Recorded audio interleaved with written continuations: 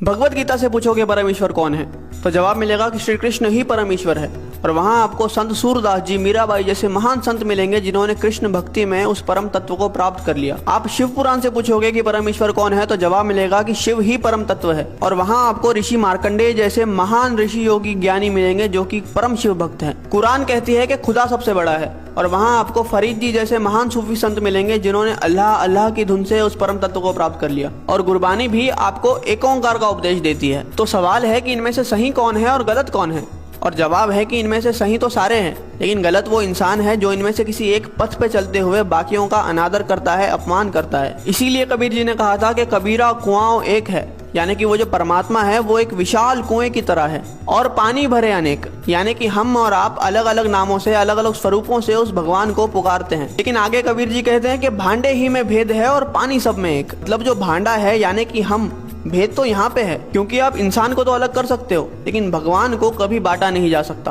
अब प्याला चाहे सोने का हो या पीतल का, उसके अंदर जो पानी है वो तो अंत में प्यास ही बुझाएगा। लेकिन अगर हम इस बात पे लड़ने लग जाए कि किसका प्याला ज्यादा बेहतर है, तो ना हम पानी पी पाएंगे और ना ही अपनी प्यास बुझा पाएंगे। जैसे दुनिया में हर जगह पे अलग अलग भोजन खाया जाता है, लेकिन हम कभी भी किसी और से जाकर इस बात पे तो नहीं लड़ते कि आप हमारी तरह भोजन क्यों नहीं करते, क्योंकि हमें पता है कि चाहे भोजन अलग अलग है लेकिन उसकी भूख और हमारी भूख एक जैसी है।